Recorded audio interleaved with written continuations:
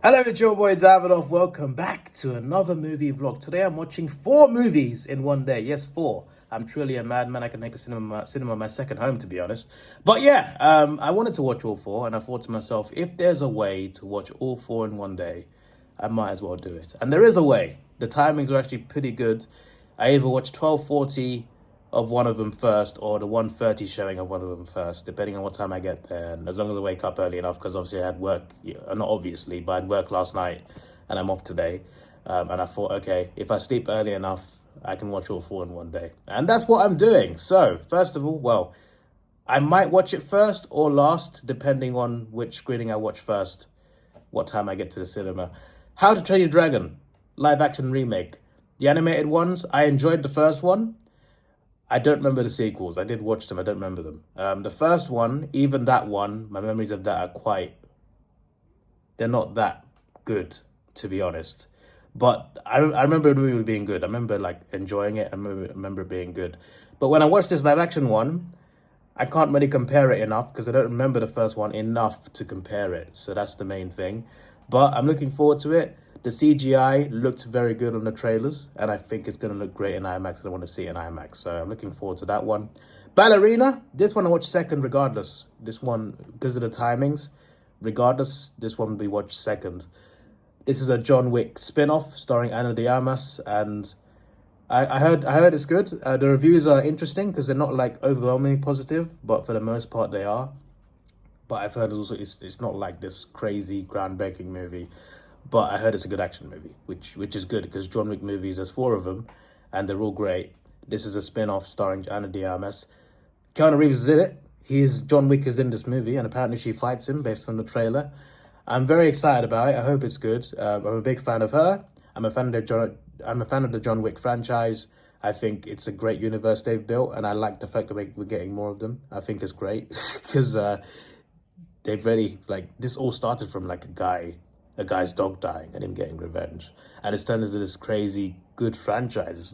It's a really good franchise of action films, and I hope this movie continues that sort of tradition of it. Obviously it's not based on John Wick this time, it's based on a different character, but if she's anything like she was in James Bond No Time to Die, then we're in for a treat. So hopefully that's the case.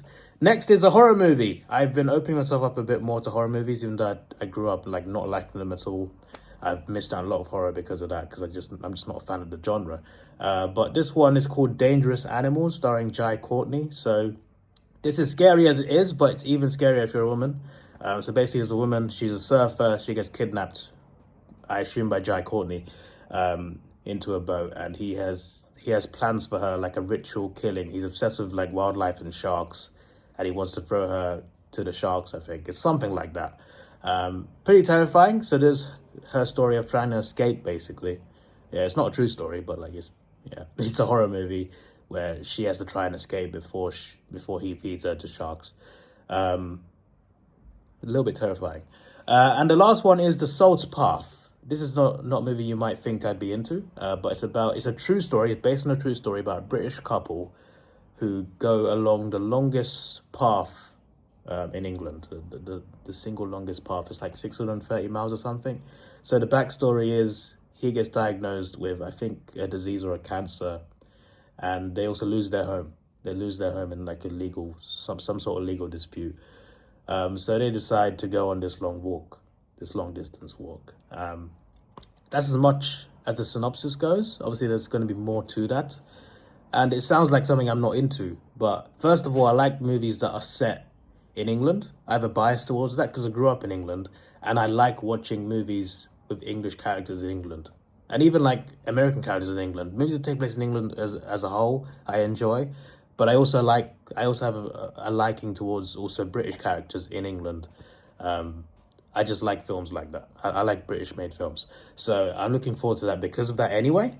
And also, I'm a bit of a sucker to emotional movies. Movies that pull at your heartstrings. I'm also into that as well. I know this is based on a book as well. I don't know much about the book, but I'm actually looking forward to this. It might be a tearjerker, but I'm going to watch it. So yeah, either I get there 1:30, and it's How to Train Your Dragon first, then Ballerina, then The Salt Path, the emotional one, and then and then no. And then it would be Dangerous Animals, and then last would be Soul Path. So I could have fun first, and then more fun after that with the first two movies, with How to Train Your Dragon Ballerina. Then watch the scary horror movie, then watch one that can make me cry.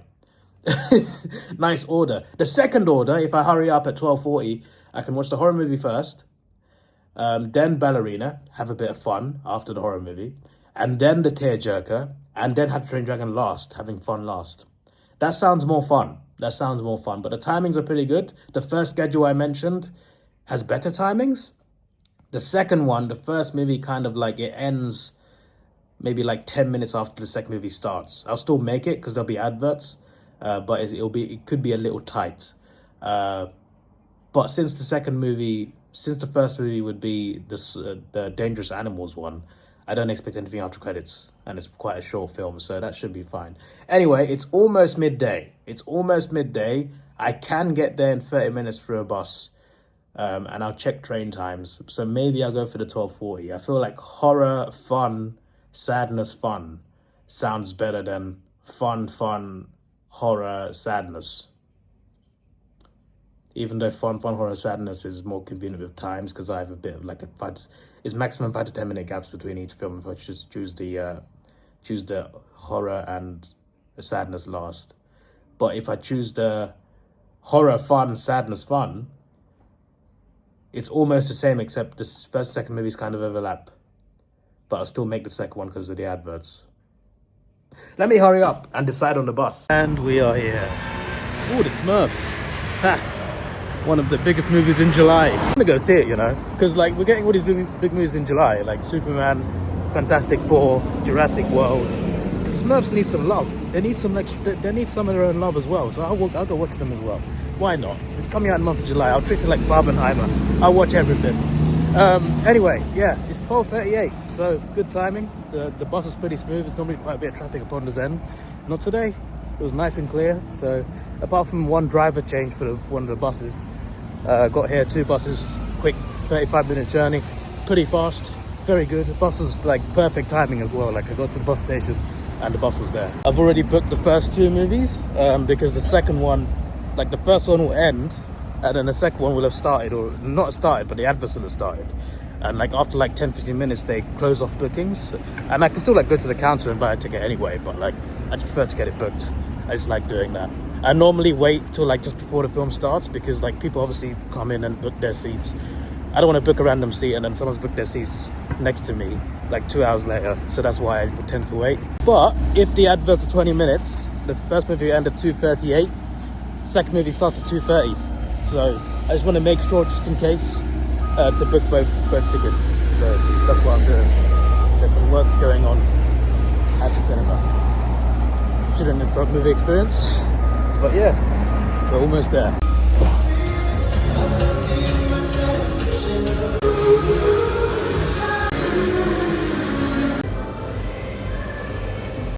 Nice and warm. This sauce just got ready now, so it's gonna be hot. Elite. Screen 9, let's go.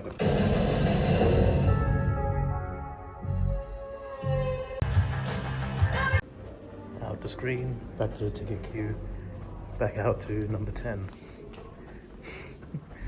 Right next door. Well, those 2 movies were quite an experience. Let's start with the horror movie.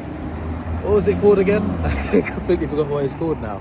But I can tell you, Jai Courtney is really good at playing a crazy character, which I've seen in previous movies, but this was extra terrifying. So the acting was great from him and from everybody else as well. It was a basic premise, basic plot. It's a serial killer who kidnaps women and feeds them to sharks and films it while he does it. Some weird ritual, he cuts off a part of their hair as well to keep it as a souvenir. A very crazy, unhinged serial killer. And you see one of his victims at the start of the film as well. And the main character, this woman, she's the one who's trying to stop him, trying to escape. I don't want to say too much more because there's spoilers, but there's other characters involved that could either save her or doom her too. Let's just put it that way. The movie was fine, I think. Terrifying. but really well acted and a horrifying thriller. The sharks are also stars, like they're a good highlight, the sharks, especially the sharks at the end. There was one really bad CGI scene, a scene right at the end, like basically the climax. There was a really bad CGI bit with a shark. I was just like, that looks so fake, it's unbelievable. The rest of the film, it looks fine, just that there was one particular scene. I don't want to say exactly what scene it is, but it's at the end. And you see this shark, and you see this man, and the CGI looks horrible. It looks so fake, it's unbelievable. But that's only like 1 5-second clip, which lasted too long, to be honest, because it was in slow motion as well, which made it worse. Yeah, one more thing I thought to add, it takes place in Gold Coast, Australia. Most of my subscribers are from Australia, so I thought I'd bring that up. He plays a crazy Australian guy who actually, he targets tourists as well. That's another extra detail. It's harder to track his kills if he just attacks tourists and not citizens, because they'll look for them less. I think that's the logic. But yeah, back to the review. Give it a 7.5 out of 10. Movie's fine. Not like a groundbreaking movie or anything. I use that term a lot, I know, but yeah, it's fine. It's terrifying though. It's terrifying. It is scary. I'll tell you that. So Jai Courtney, his acting in this, acting like this maniacal, crazy person, I think he suits that role. Not anything against the guy, it's just that he's good at playing that type of character. Right, Ballerina. Ballerina, I would give a straight 8.5 out of 10. It was a good action movie. Nothing amazing. It definitely wasn't as good as any John Wick movies. John Wick is in this. He does some John Wick things, which is pretty cool. And I like how they lean on her vulnerabilities. Because she's a woman, she's a small woman. Most of the enemies she fights are bigger, stronger than her, mostly men. And they're stronger. And she has to find her own way. She has to fight like a girl, essentially. Find her own ways of fighting, trying to use her own strengths to try and beat these enemies that are stronger than her. I like how they handled that. She wasn't like the boogeyman, or like she wasn't the Baba Yaga like John Wick. She can still fight, she can still beat you up, but it takes a lot more effort because she's not as strong as you are. So she's got to fight a certain way. And I like how they did that. I like how they improvised with that. I feel like it made the fight scenes more believable, which is good. And I think she was great. It's a revenge story.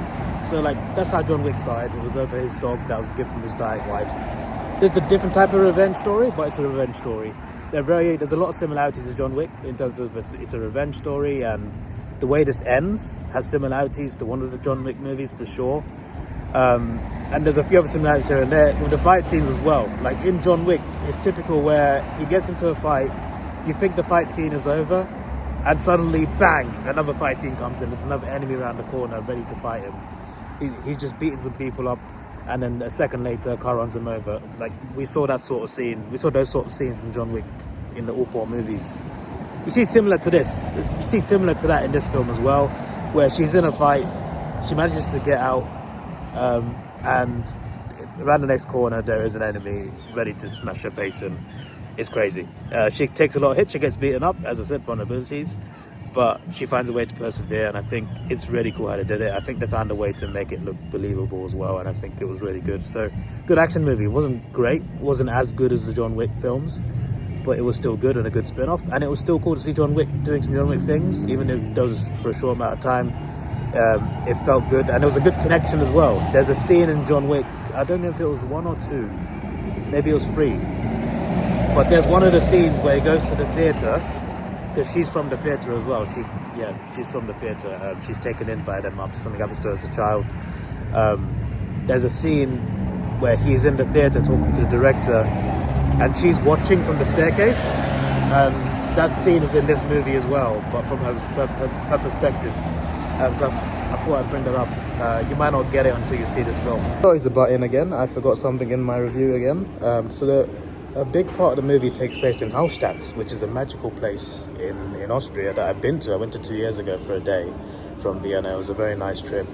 Yeah, it's where Frozen is filmed, or at least Frozen, the place in Frozen is based on Hallstatt, I believe.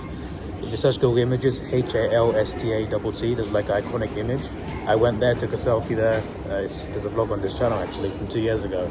It was a very nice trip. This movie takes place partly in Hallstatt, and I was just like, I remember seeing the church from Hallstatt. I'm just like, is this Hallstatt?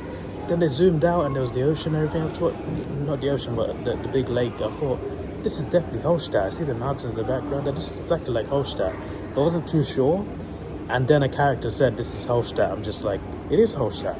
It's pretty cool because I went there and it's a really nice place. I'm just like, oh, that's Holstadt. I'm glad I recognized it before they said it was Holstadt. Anyway, back to the review. If you like the John Wick movies, you watched all 4 of them. This, I think, is a good spin-off movie to watch, and I think it's done really well. If you're wondering what happens when she fights John Wick, I'm not going to spoil anything, but I feel like the way they did that fight, I think was fine. I think it worked. I think it worked for what they were going for. I think in terms of like how they did that fight, I think it really worked. I understood completely how. Like, I was just like, how are they going to do a fight scene between her and this invincible John Wick? They did it in a way that made sense. Let's put it that way. I don't want to spoil anything, but it was very good. Just not like amazing, not like great, but pretty good. 8.5 out of 10. Really had a good time. Next up is The Salt Path. I'm ready to be potentially depressed. I'm looking forward to it though. Then after that, How to Train Your Dragon. But first, The Salt Path. Hopefully it's good. So let me get in.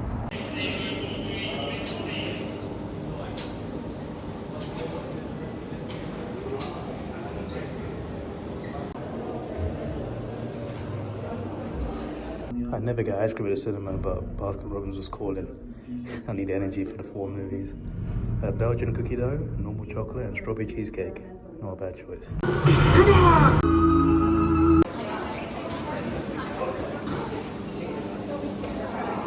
The Salt Path was okay. It wasn't that great. Like, I'm glad to know because it's based on a true story. So I'm glad to know the guy who was diagnosed with a disease, he's actually still alive. He's living with that disease. It's not as aggressive as it can be, and because of that, he's alive 10 years later. Him and his wife wrote a book about it, and this movie is based on the book.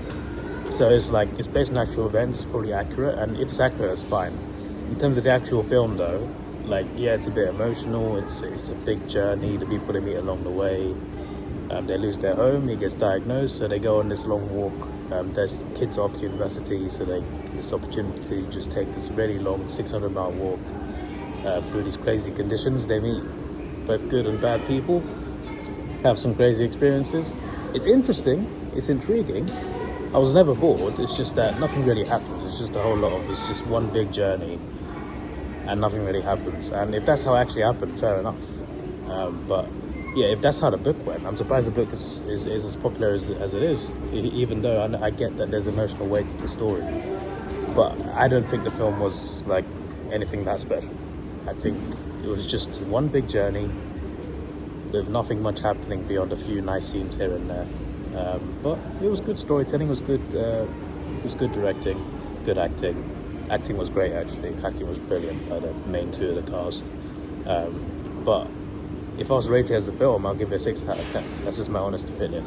Also the most crowded screening so far. The first 2 were like 5 people max, including myself. This one, I went in and there were like 10 people in there already. I'm just like, the book must have been popular. What happened in the book? Did they leave some things out? What's going on? How is it so popular? But anyway, I was by far the youngest person in the screening as well. I have to say that. I might be one of the oldest in the next one, aside from parents. How to Train Your Dragon, live action. Let's go. IMAX. Looking forward to this. It's actually released today. Like, movies released mostly on Thursday or Friday, sometimes Wednesday. Releasing a movie on a Monday, that's new. What's going on there? Are they alright? Not that I'm complaining, I'll watch it today.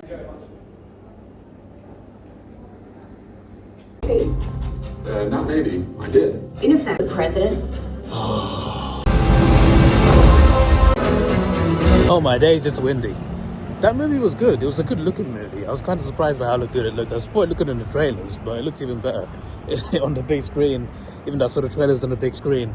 But it was great in IMAX. It's worth watching in IMAX. The visuals are nice. Some of the flying scenes when he first flies with Toothless, it's really cool flying scenes. Like, it looks amazing. Some great scenery to add to it. And Toothless looks good. He looked good in the trailer and he looks great in the movie, you know. He still looks like the animated Toothless. He looks exactly, it's the same design, but he's bigger, basically. It's the same design, same face. So he still has that cartoonish animated look, but in live action version. But even though it still looks animated, it still looks like it's actually there. Like, they make it look authentic. They make it look good, even though it's still got the same animated look. And the other dragons look cool as well. So yeah, it's really good CGI, good visuals, and the story's fine. The story's good. I thought the story was fine. I don't think it was like amazing, but it was fine. I think the visuals and the look of the dragons definitely up the rating for sure. But I will give it a solid 8 out of 10. I think it worked, and I think the acting was really good. So yeah, very good film. I'm gonna head home now, and let me check what the time is right now, because this is a little bit mad. It is currently 9:51. I left home at midday. It's been almost 10 hours since I left home. I think I've gone crazy. As I said, I should call the cinema my second home, because I literally left home almost 10 hours ago. I'm gonna get the bus now. I should be back home by like 10:30 or so, or whatever, around 10:30. So about 10.5 hours after I left home, I'll be back home. And all I've done is go to cinema. I need to have a nice meal when I get home, that's for sure. A very nice meal, because all I had today is nachos and ice cream. Yeah, and that is not healthy for a whole day to just have that. So yeah, I'm gonna wait for my bus now. As always, Davidoff. Please like, share, subscribe. Thanks for watching, have a good day, and we are out of here. I should be back here next weekend, because I think there's something else coming out. I forgot what it is, but there's definitely something coming out next week. So I'll be back, not for 4 movies though, just the one probably. Goodbye.